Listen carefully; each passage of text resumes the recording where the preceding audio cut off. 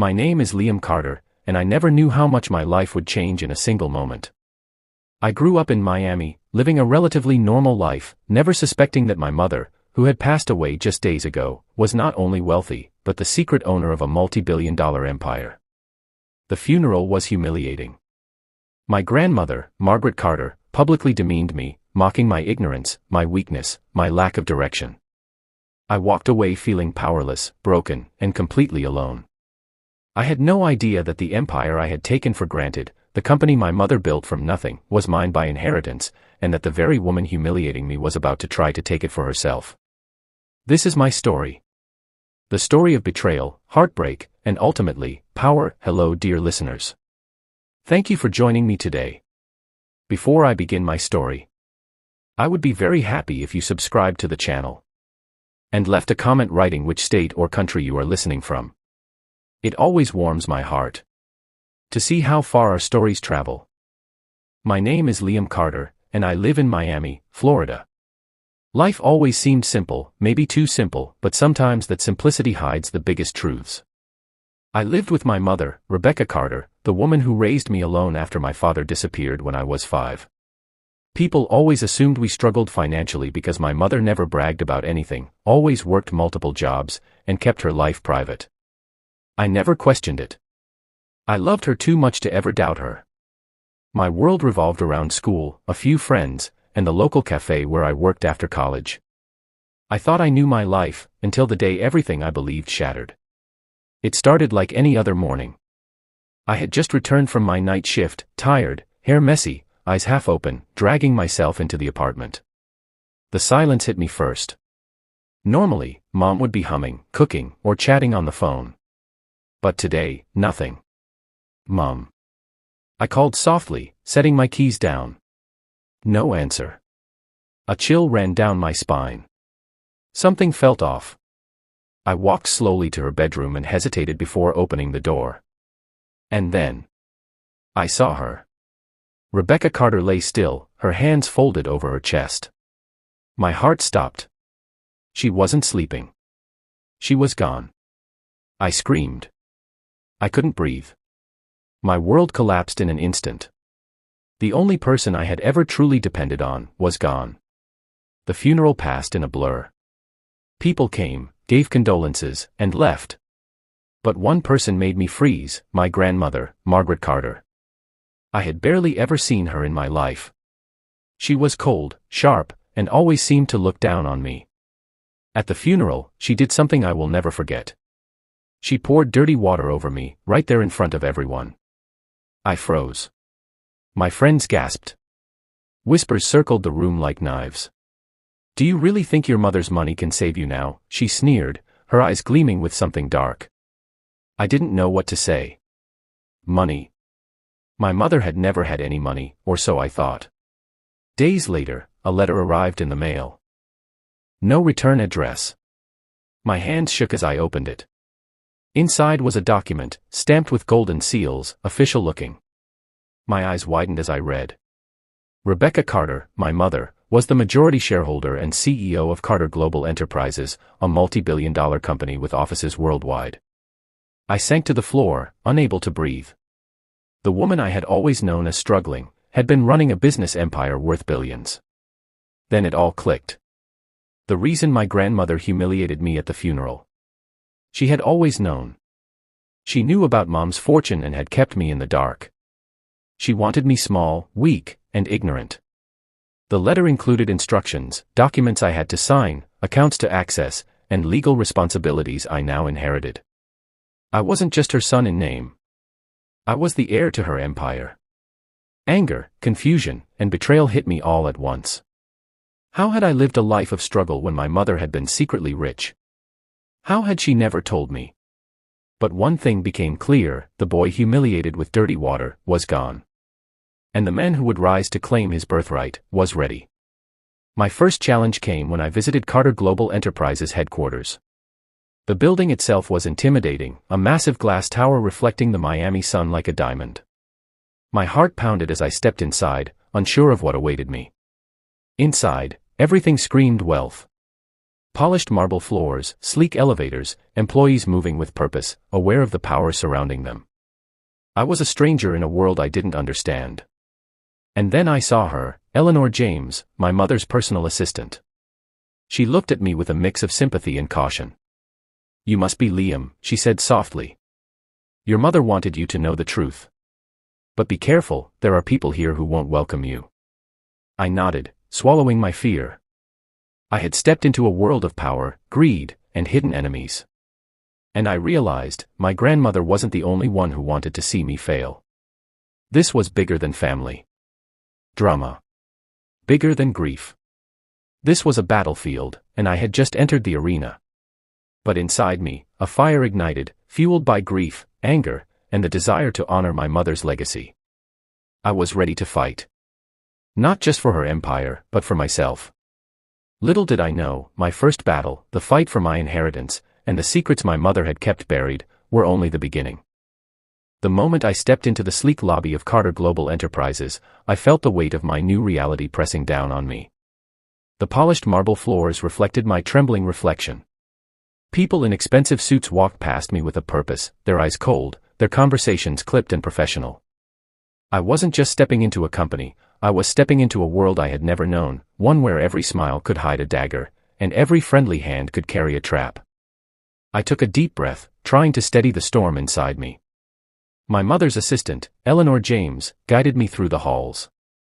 She was calm, almost unnervingly composed, like someone who had seen too many tragedies yet survived them all. "Liam, the first thing you need to understand is that not everyone here will treat you kindly," Eleanor said as we passed by a row of glass offices. "Your mother built this empire piece by piece. People here will either respect you because of her, or despise you for being the one who now holds the keys." I nodded, swallowing the lump in my throat. I didn't know which was worse, the thought of losing or the thought of having everything at my fingertips but knowing I didn't yet know how to control it. Our first stop was my mother's old office, now technically mine. The office was enormous, lined with floor-to-ceiling windows that offered a breathtaking view of Miami. Everything screamed success, sleek mahogany furniture, awards, and plaques on the walls, photographs of my mother with world leaders and top CEOs. It was overwhelming. I sank into the leather chair behind the massive desk and let the reality wash over me. This was my inheritance. My mother's blood, sweat, and tears had built this, and now it was mine. But with it came a question I couldn't shake: why hadn't she told me? Why had I been left in ignorance all these years? Before I could dwell too long, a soft knock at the door startled me. Eleanor gestured for me to listen. "Come in," I said, trying to keep my voice steady. The door opened slowly, and standing there was a man I instantly recognized from photographs I had never noticed until now. Victor Hammond, my mother's right-hand man for over 20 years.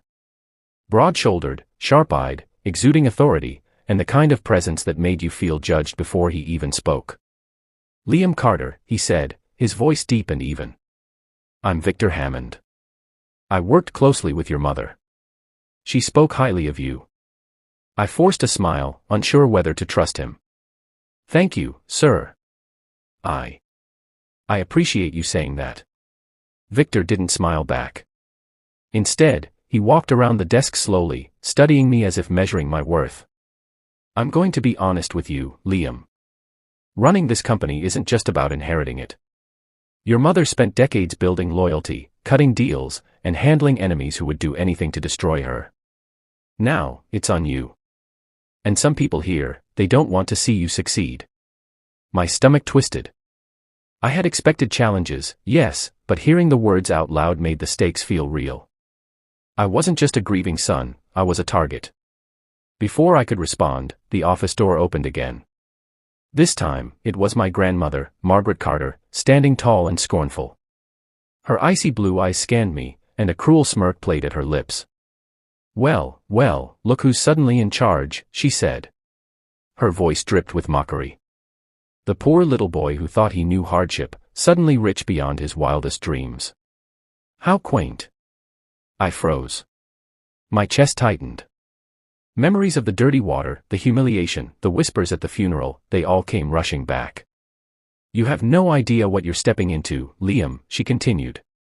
"This empire isn't yours. You think your mother left it to you out of kindness? There are rules. Traditions. People like me who ensure that power doesn't fall into inexperienced hands. I stood, trying to summon courage I wasn't sure I had. I may be inexperienced, I said slowly, but I won't let anyone, especially you, undermine what my mother built. This is my inheritance, and I'll fight to protect it. Her eyes narrowed, and for a moment, I thought she might strike me. But then she laughed, low and mocking. Bold words, boy. Let's see if you can back them up. And with that, she swept out of the office, leaving a trail of tension in her wake. I slumped back into the chair, my mind racing. I had enemies in my own family. I had colleagues who might betray me. I had the weight of a multi-billion-dollar empire pressing on my shoulders. And through it all, I was just a kid from Miami who had barely survived life's hardships.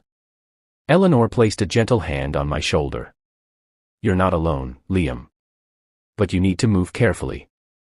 Your grandmother, she's more dangerous than you realize. And there are others in the company who will test you, question you, and try to take advantage of your inexperience. I nodded, determination hardening inside me. Then I'll prove them wrong. I'll show them I belong here. The next few days were a whirlwind. I met department heads, auditors, and senior managers, people who looked at me as if I were an interloper, someone who didn't belong.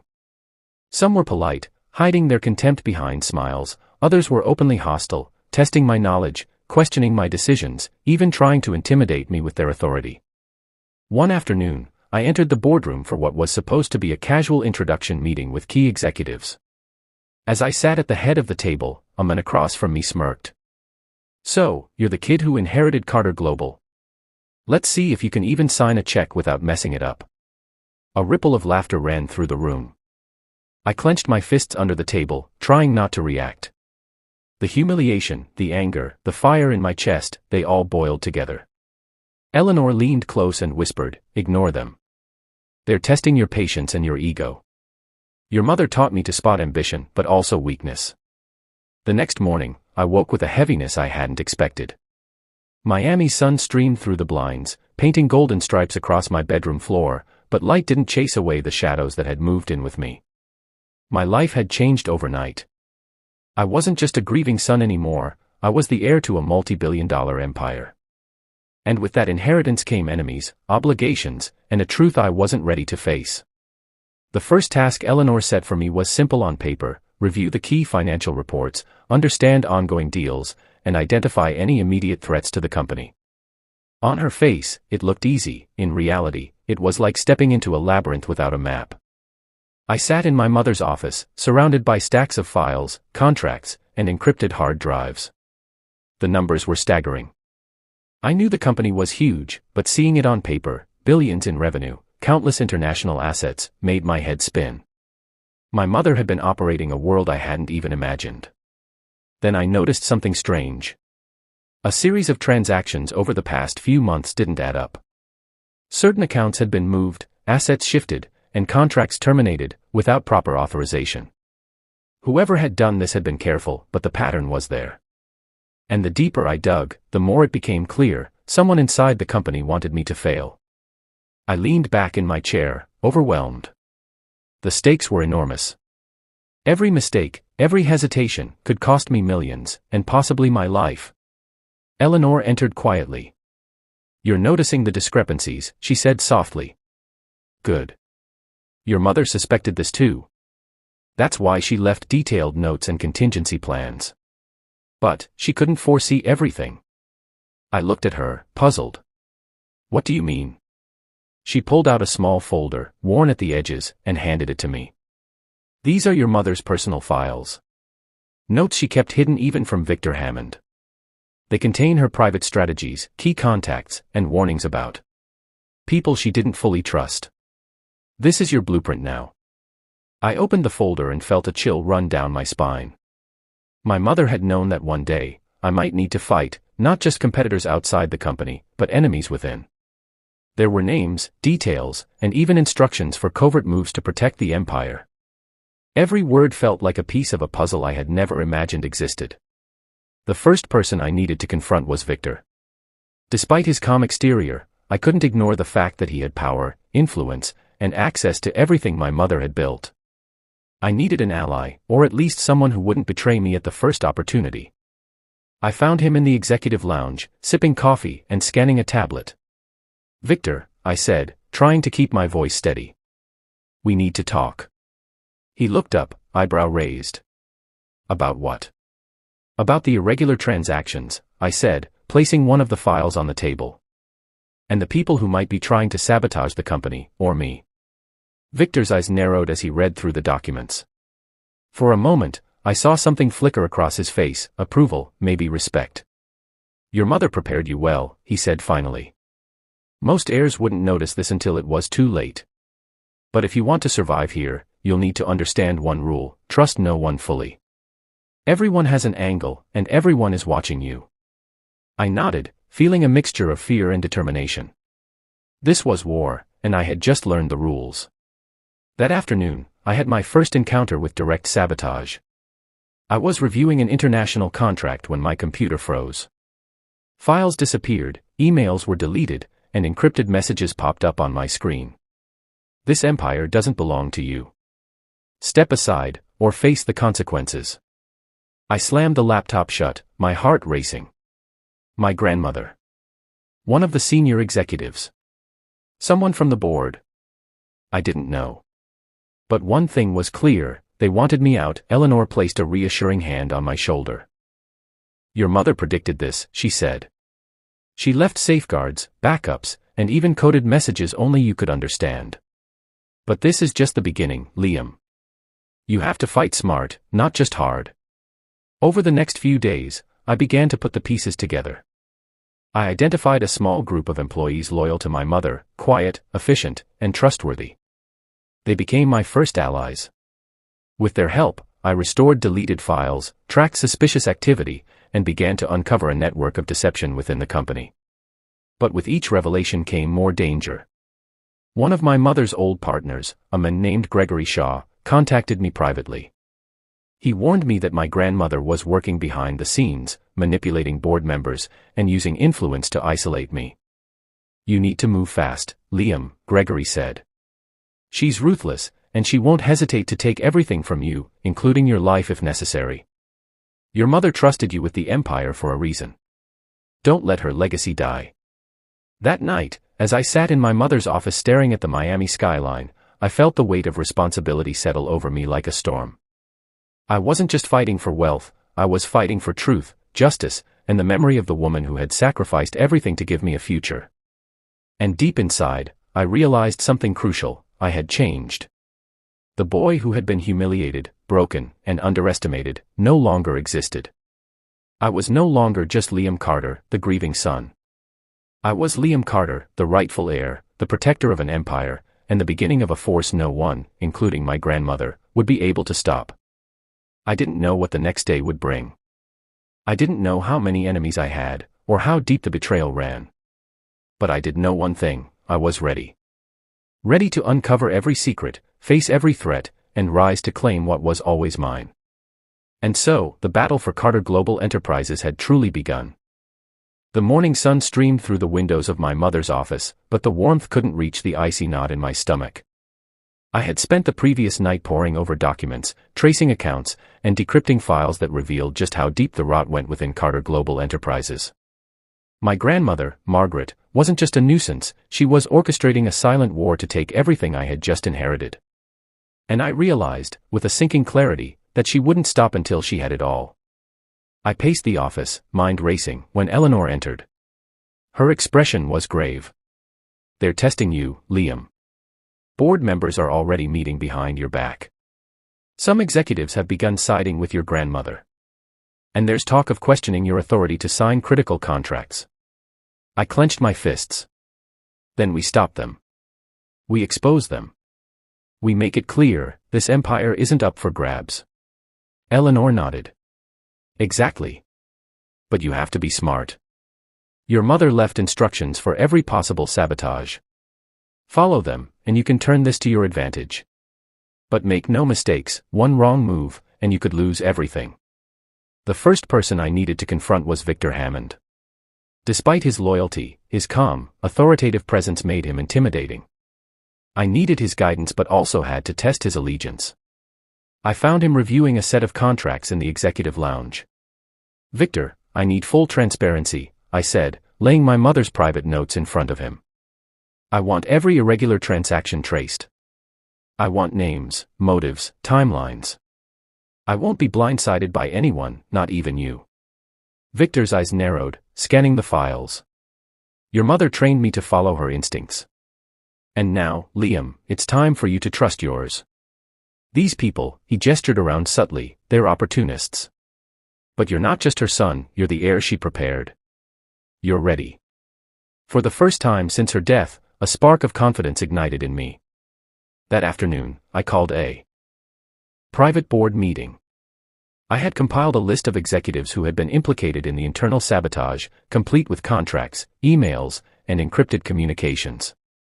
I stepped into the boardroom, heart pounding but chin held high. "Ladies and gentlemen," I began, "I know the past few days have been confusing. But let me make one thing clear, Carter Global Enterprises belongs to my mother's legacy, and now, to me. I will not allow deception, betrayal, or manipulation to take what she built. And I have proof of attempts to undermine this company and my authority." Gasps echoed around the room. My grandmother's icy glare met mine from across the table, but I didn't flinch. I laid out the documents, exposing the executives who had sided with her, the suspicious transfers, and their secret alliances. "You see," I said, voice steady, "the empire my mother built cannot be torn down by greed, by envy, or by selfish ambition. I will protect it. And if anyone tries to betray me again, I assure you, the consequences will be severe." Whispers filled the room. Some executives tried to protest, but Victor's presence at my side, nodding subtly, reinforced my authority. My grandmother's lips tightened, her fingers tapping the table, a silent storm brewing. After the meeting, I retreated to my mother's office to plan my next move. This was only the beginning. Margaret would not surrender easily, and there were still allies she could manipulate, secret back channels I didn't yet know. But I felt a sense of clarity I hadn't felt before. I was no longer just reacting. I was strategizing. Every move I made, every conversation I had, would be calculated to protect my inheritance and honor my mother's legacy. Over the next few weeks, I began systematically consolidating power. I secured loyal employees, implemented protective measures for the company's assets, and began reaching out to international partners who had been close to my mother. Each day, I grew stronger, more confident, and more dangerous to anyone who underestimated me. One night, as I reviewed the day's progress, a new message appeared on my screen, anonymous, encrypted. "You're moving too quickly. Your grandmother will not sit idly. She has allies you cannot imagine. One misstep, and all will be lost." I leaned back in my chair, staring at the Miami skyline. The warning didn't frighten me. It invigorated me. Every threat, every betrayal, every challenge was now fuel for the fire that burned inside me. For the first time since my mother's death, I smiled, not because the battle was easy, but because I had embraced it. I was no longer the boy humiliated at the funeral. I was Liam Carter, heir, protector, strategist, and unstoppable force. And one thing was certain, the war had just begun, and I intended to win. The weeks following my first boardroom confrontation were unlike anything I had ever experienced. Each morning, I woke to a storm of emails, calls, and subtle threats disguised as advice. My grandmother, Margaret, had not forgotten. She was already moving pieces on the board, whispering into ears, and turning my so-called allies into doubters. But unlike before, I wasn't afraid. I had learned to read the room, to sense deception, and, most importantly, to trust my instincts. It started with small victories. I secured key accounts, restored funds that had mysteriously disappeared, and personally reviewed major contracts. Each time I acted decisively, I felt the power of my mother's legacy coursing through me. Carter Global Enterprises wasn't just a company, it was a weapon. And now, I was learning to wield it. One morning, Eleanor handed me a folder that made my pulse quicken. "These are your mother's contacts, world leaders, partners, and investors. Some are still loyal to her vision. If you want to expand your influence, these are your keys." I studied the pages carefully. There were names I recognized from news articles, philanthropists, CEOs, and even a few political figures. These were not just business contacts, they were leverage. And I knew exactly what I had to do. My first strategic move was to confront the board members who had been swayed by my grandmother. I requested a private meeting, something she wouldn't be able to attend without drawing attention. As I entered the conference room, I saw their wary expressions.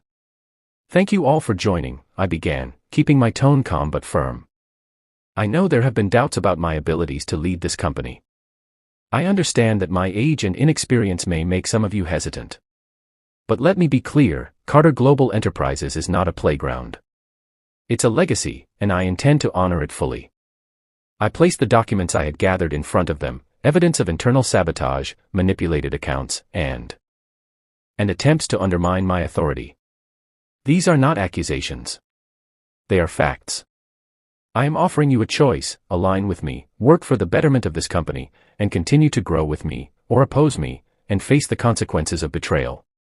The room went silent. Some executives exchanged nervous glances. Others clenched their jaws, realizing the stakes had shifted. I could feel the power in the room subtly tilting toward me.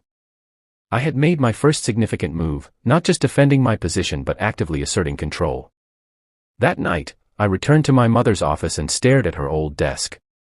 I imagined her here, guiding me through these challenges. The weight of her legacy wasn't just in dollars or contracts, it was in the principles she had lived by: patience, strategy, and the courage to rise when the world expected you to fall. Eleanor leaned against the doorframe. "You've changed, Liam. The boy who once feared humiliation is now a man who commands respect.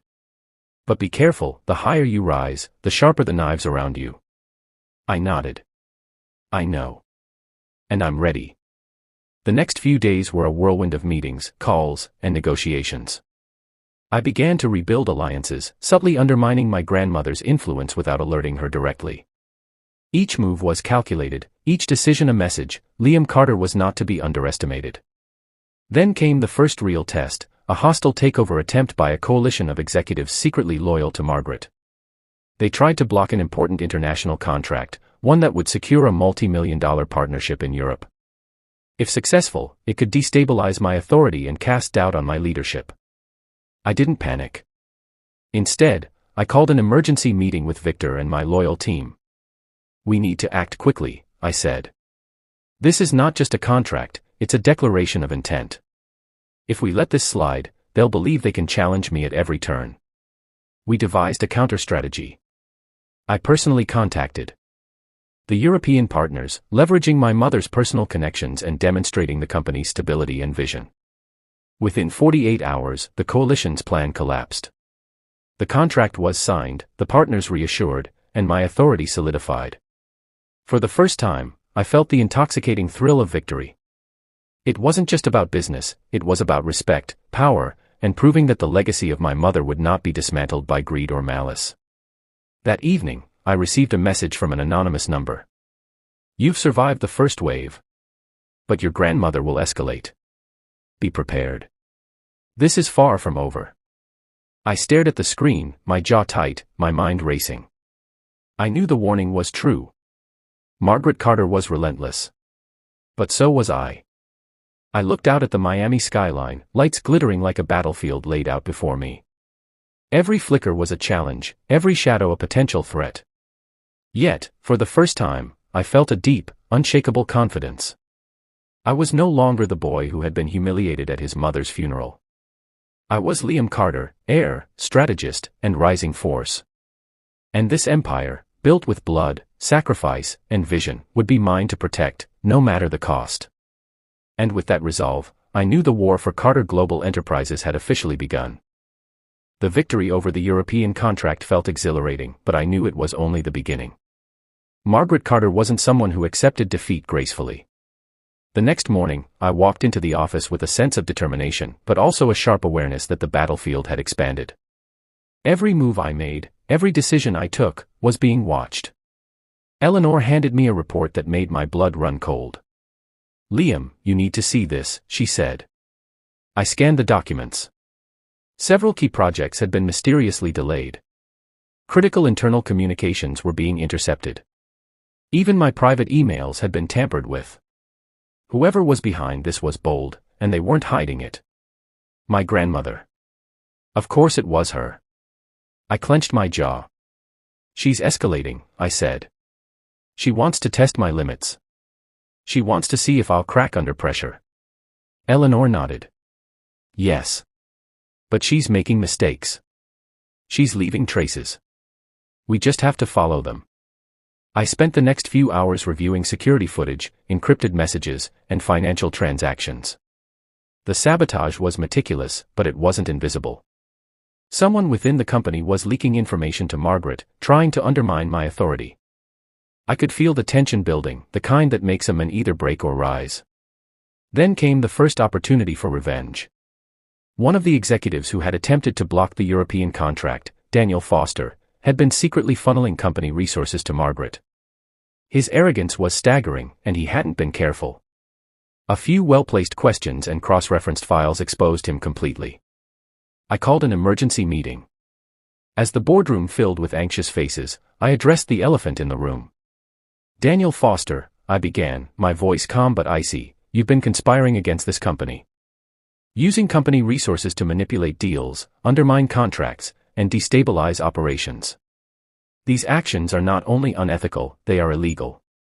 And as the CEO, I will not tolerate betrayal.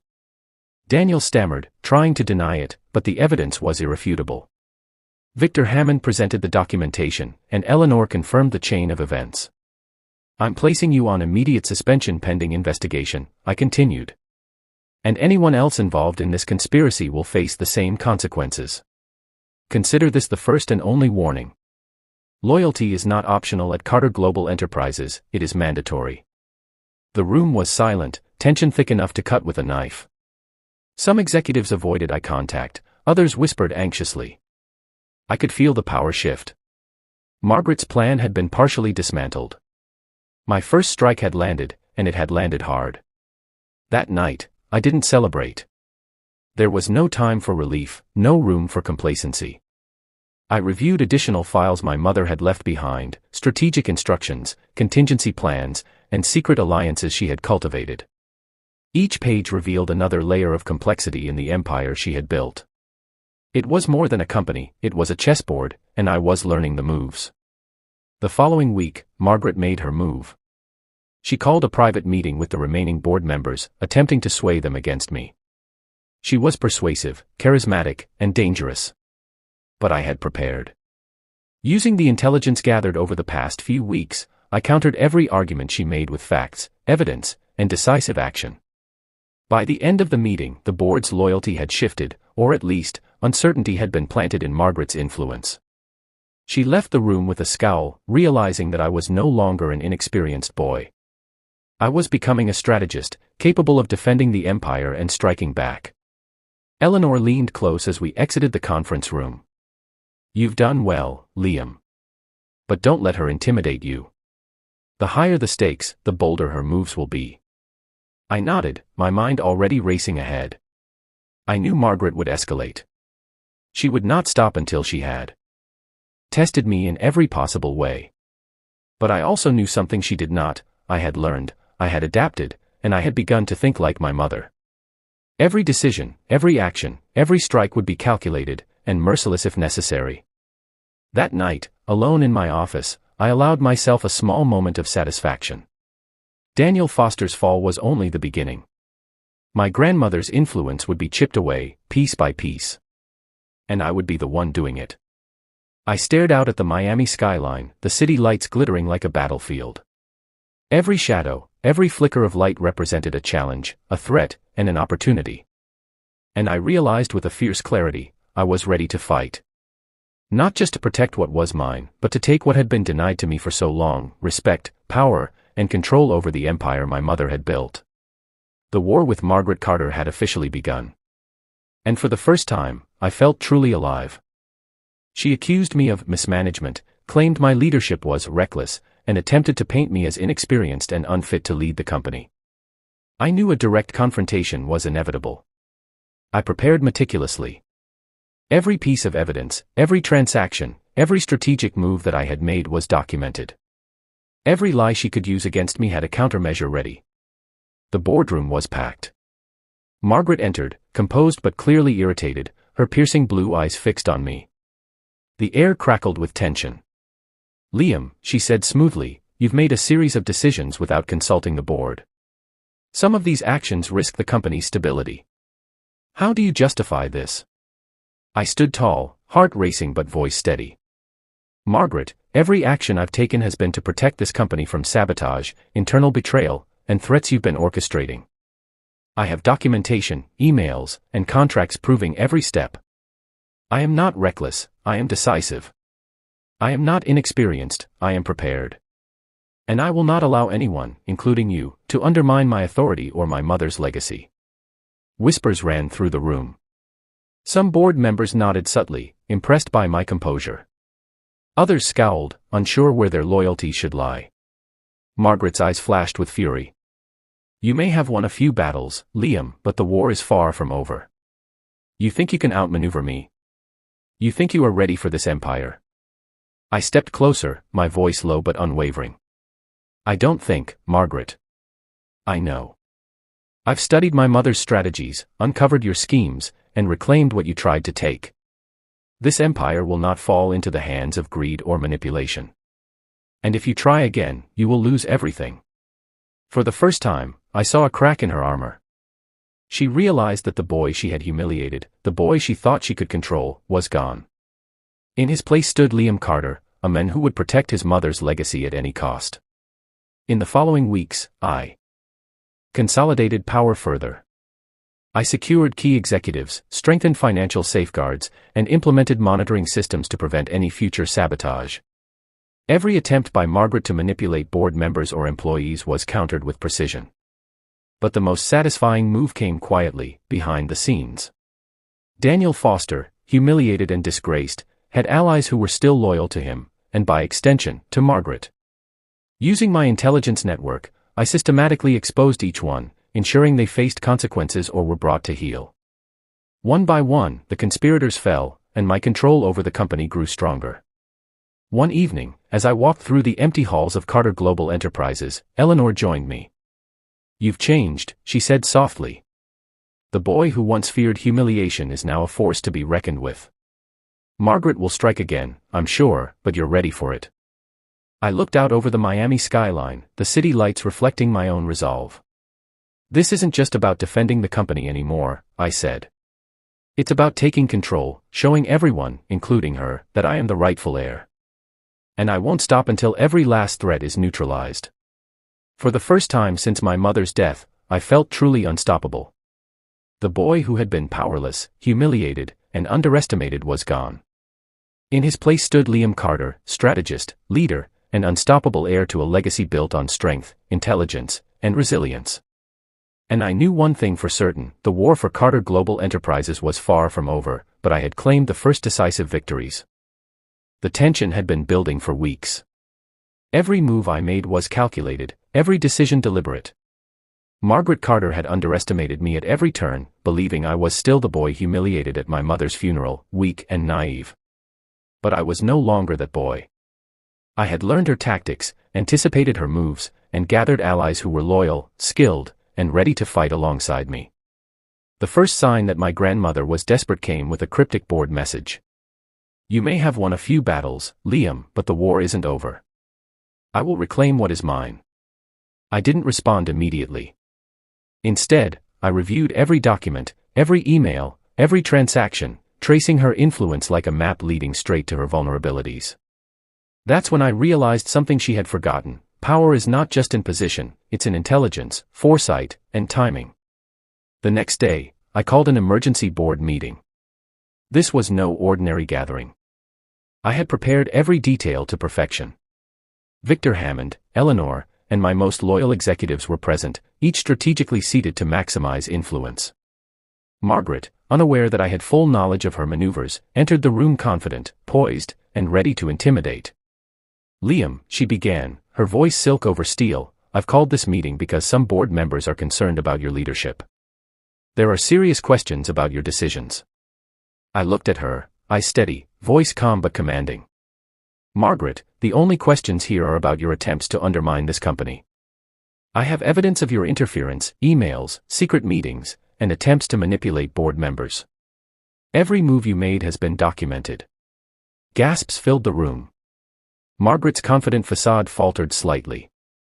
I stood, placing folders in front of the board members, clear proof of her schemes, the names of conspirators, and contracts that had been sabotaged. "This company is my mother's legacy, and I am its rightful heir. Any further attempts to destabilize it will not be tolerated. Margaret, you can either support the company under my leadership, or step aside and accept the consequences of your actions." The room went silent. Board members glanced at one another, weighing loyalties, while Margaret's piercing gaze met mine. I could see the calculation in her eyes, anger, disbelief, and a hint of respect for the first time. "I underestimated you," she said finally, voice tight. "But you may have learned more than I expected." That was all the admission I needed. The psychological victory was mine. I had shown the board that I was not only capable but dominant, and Margaret's influence had been effectively neutralized. But I didn't stop there. Over the following weeks, I executed the final moves of my plan. Key assets that had been secretly diverted were reclaimed. Loyal partners were secured through direct communication and contracts. Executives who had previously supported Margaret were given clear choices: align with me or face consequences. Strategic investments my mother had envisioned were launched, increasing the company's valuation and international presence. Every move was precise. Every decision sent a message: Liam Carter was in control. The culmination came quietly, behind closed doors. Margaret, realizing she had lost influence, attempted a final confrontation. She cornered me in my office, eyes blazing. "You've won this round, Liam," she hissed. "But power is never permanent. You'll see." I stepped forward, calm and unshaken. "I know, Margaret. But what I've learned from my mother, and from the battles I've fought, is that true power is patience, strategy, and resilience. You underestimated me, humiliated me, and tried to destroy what was mine. That mistake will never happen again." Her face twisted in frustration. She left the office without another word, the first real sign that she had accepted her defeat. For the first time, I allowed myself to exhale. The empire was secure. The conspirators were exposed. And Margaret's influence was neutralized, at least for now. As I looked out over the Miami skyline, lights glittering like stars, I reflected on the journey. I had gone from a boy humiliated at his mother's funeral to the rightful heir of a multi-billion-dollar empire. I had faced betrayal, deception, and intimidation, and had emerged victorious. But more importantly, I had discovered something my mother had always known: true power is not inherited. It is earned. It is tested. And it is defended with courage, intelligence, and unwavering determination. Carter Global Enterprises was no longer just a company. It was a legacy, a living testament to my mother's vision and my own rise. And as the heir, I would ensure that no one, not even family, could ever threaten it again. The war was over. But my journey was only beginning. The weeks following Margaret Carter's defeat were unlike anything I had ever imagined. Carter Global Enterprises was stabilizing under my leadership, but the world outside the boardroom was vast, competitive, and unforgiving. My mother's empire had been built on vision, sacrifice, and relentless determination, and now, it was my turn to take it further. I woke each morning with a sense of purpose I had never felt before. The Miami skyline, once just a backdrop to my grief, now stretched out like a canvas filled with possibilities. Every skyscraper, every light, every pulse of the city reminded me of what was at stake, and what I had to achieve. Eleanor remained my constant support, guiding me through high-stakes decisions and providing counsel when the pressure threatened to overwhelm me. Victor Hammond, once intimidating and distant, had become a trusted mentor. Together, we began planning the expansion strategy, mergers, acquisitions, and partnerships that would elevate Carter Global Enterprises to global dominance. Our first target was a struggling tech firm in Silicon Valley. They had the innovation, the patents, and the talent, but lacked the resources to scale. With careful negotiations and strategic investment, we acquired the company, integrating their technology into our existing operations. It was a calculated risk, but one that paid off almost immediately. During the announcement meeting, I spoke with confidence that surprised even myself. Innovation is not just about technology, I said, looking around at our new team. It's about vision, courage, and the willingness to take calculated risks. Together, we will transform these ideas into solutions that change the world and solidify the legacy of Carter Global Enterprises. The media coverage was instantaneous. Articles highlighted my decisive leadership, my ability to integrate new acquisitions, and my rapid rise from grieving son to powerful CEO. I began receiving calls from investors, partners, and even international governments, opportunities one had never imagined when I was just working at a local cafe, unaware of the fortune my mother had hidden. But expansion came with its own dangers. Not everyone celebrated our success. Competitors, jealous of our sudden rise and innovative strategies, began plotting against us. Rumors surfaced in the business press, and subtle sabotage attempts emerged within our newly acquired companies. I realized quickly that running a global empire required more than intelligence. It required vigilance, foresight, and the ability to anticipate threats before they materialized. One evening, while reviewing financial reports, a familiar pattern caught my attention. Small but consistent discrepancies appeared in the accounts of one of our new subsidiaries. Someone was attempting internal sabotage, likely aligned with rival companies trying to destabilize our growth. I called an emergency meeting with Victor and our security team. "They're testing us," I said. "They want to see if Carter Global Enterprises can withstand pressure. We'll show them more than that, we'll show them strength, strategy, and consequences." We traced the discrepancies to a mid-level manager attempting to manipulate contracts and leak confidential information to competitors. I confronted him directly, calmly but firmly. "You made a grave mistake," I said. "Your actions could have cost millions and endangered this company's future. Consider this your only warning. Any further attempt to undermine us, and the consequences will be irreversible." The message was clear, not just to him, but to everyone watching. Carter Global Enterprises would not be vulnerable to internal betrayal or external manipulation. As I walked out of the office that night, the city lights mirrored my determination. Each challenge, each threat, each opportunity was a test of my growth, my vision, and my resolve. I had inherited my mother's empire, but now, I was transforming it into a global powerhouse. We traced the discrepancies to a mid-level manager attempting to manipulate contracts and leak confidential information to competitors. I confronted him directly, calmly but firmly. "You made a grave mistake," I said. "Your actions could have cost millions and endangered this company's future. Consider this your only warning. Any further attempt to undermine us, and the consequences will be irreversible." The message was clear, not just to him, but to everyone watching. Carter Global Enterprises would not be vulnerable to internal betrayal or external manipulation. As I walked out of the office that night, the city lights mirrored my determination. Each challenge, each threat, each opportunity was a test of my growth, my vision, and my resolve. I had inherited my mother's empire, but now, I was transforming it into a global powerhouse, one strategic decision at a time. And somewhere deep inside, I knew that this was only the beginning. The boy who had been humiliated, broken, and underestimated was gone. In his place stood Liam Carter, heir, leader, strategist, and a rising force destined to leave a mark on the world. The empire was expanding, the stakes were higher, and the world was about to witness what a determined, relentless, and visionary heir could achieve. The global expansion of Carter Global Enterprises had brought prestige, power, and influence, but it also brought new enemies.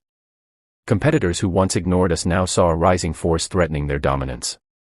Rival corporations began maneuvering, subtly sabotaging deals, spreading rumors, and even attempting to poach key talent.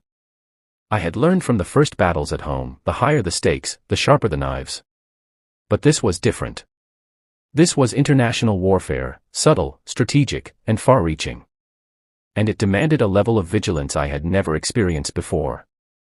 One morning, Eleanor and Victor arrived with urgent news.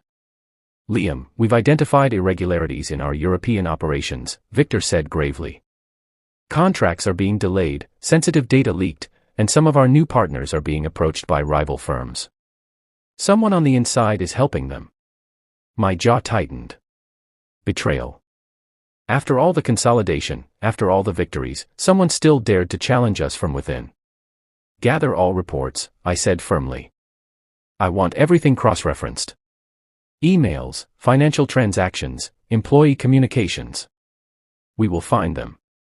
Over the next few days, I worked tirelessly, analyzing every file, every connection. Slowly, patterns emerged. The sabotage wasn't random, it was orchestrated by a rival consortium led by former competitors of Carter Global Enterprises, using an insider to gain access to our most critical operations. I called a private strategy meeting with my most trusted allies. "We have a problem," I began, "but it's not unsolvable. They are testing us, probing for weaknesses. And they will find none." Victor nodded. "It's a sophisticated attack. But we have the intelligence advantage. Liam, it's time to act decisively." We devised a counter-strategy. Using encrypted communications, we planted misinformation to mislead the rival consortium, protected critical contracts with legal safeguards, and isolated the insider, ensuring they could no longer manipulate operations. Each move was precise, calculated, and executed without alerting the enemy. But it wasn't enough to just defend. I knew that to maintain dominance, we had to strike. The insider, a mid-level executive named Clara Simmons, was summoned under the guise of a routine review. I confronted her directly in my office, Victor by my side. "Clara," I said calmly, "you've been providing our rivals with confidential information, jeopardizing contracts, and threatening the integrity of this company. Why?" Her face was pale, defiant, yet trembling. I had no choice. They promised advancement, influence, power. You wouldn't understand. I leaned forward, voice firm. I understand ambition. But ambition without loyalty is destruction.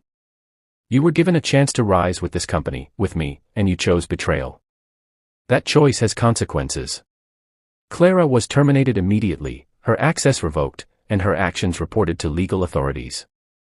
The message was clear: loyalty to Carter Global Enterprises, and to its heir, was non-negotiable.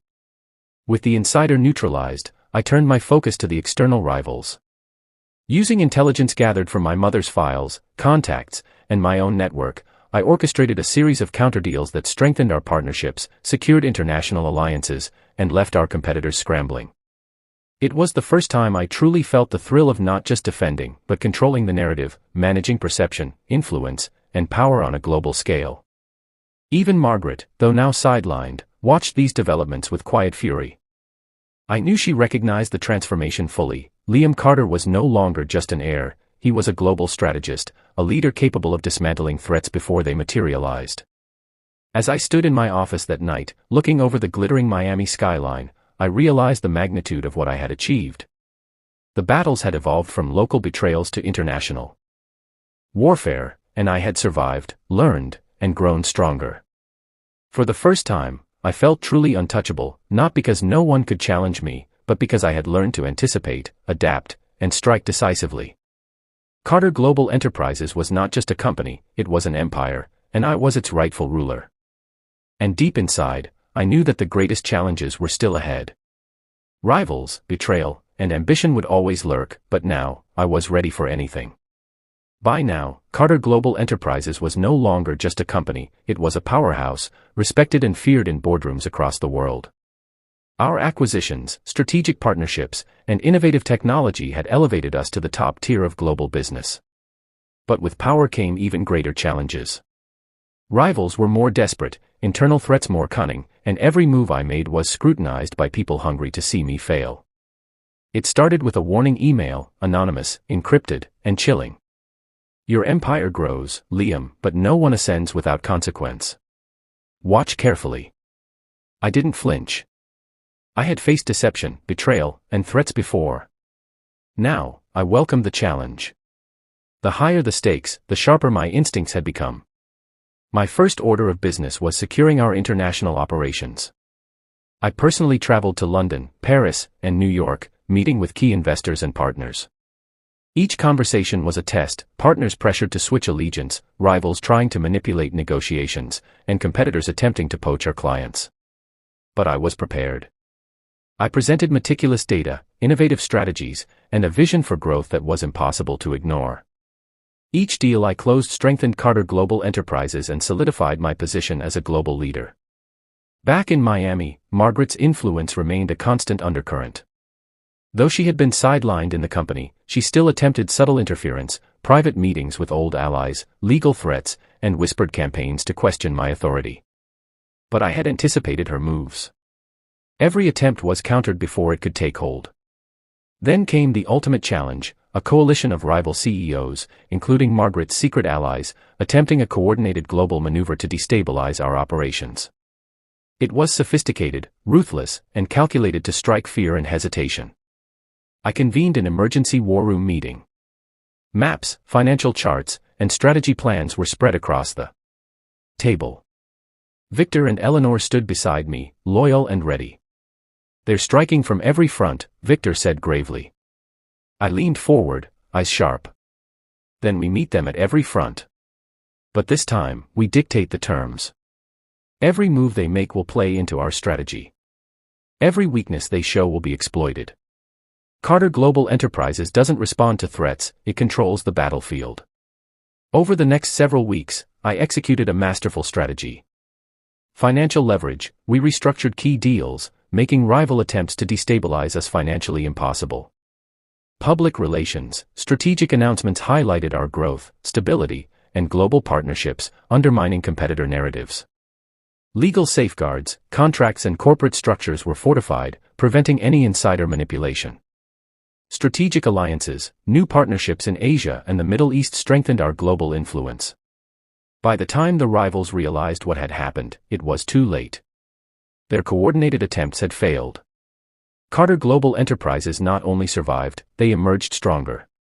My grandmother, watching from the sidelines, could no longer question my authority. Every move she had hoped would weaken me had instead cemented my dominance. The final confrontation came in a private meeting with Margaret herself. She entered the room with the same icy composure, but this time, there was hesitation in her eyes. "You've grown powerful, Liam," she admitted. "I underestimated you." I stood, calm, commanding, and unwavering. "You wanted to test me, Margaret. You wanted to see if I could be intimidated or deceived. But Carter Global Enterprises is not a game. It's a legacy. And I am its rightful heir. I've protected it, expanded it, and elevated it beyond what anyone, including you, could imagine." For the first time, I saw respect in her eyes, mixed with frustration. "You've truly become your mother's equal," she said softly, almost regretfully. I allowed myself a small smile. "Thank you. But this empire isn't about revenge or proving myself to anyone. It's about vision, strategy, and resilience. And I intend to honor it fully." From that day forward, Margaret's interference ended. The empire was mine, secure, unchallenged, and growing stronger every day. The boy who had been humiliated, powerless, and underestimated had transformed into Liam Carter, global CEO, strategic genius, and unstoppable force. As I stood overlooking Miami, lights twinkling like a battlefield conquered, I realized that true power wasn't just about wealth, it was about courage, intelligence, and the ability to rise above every challenge, every betrayal, and every expectation. The world had watched me grow, struggle, and fight, and now, it would witness the legacy I would leave.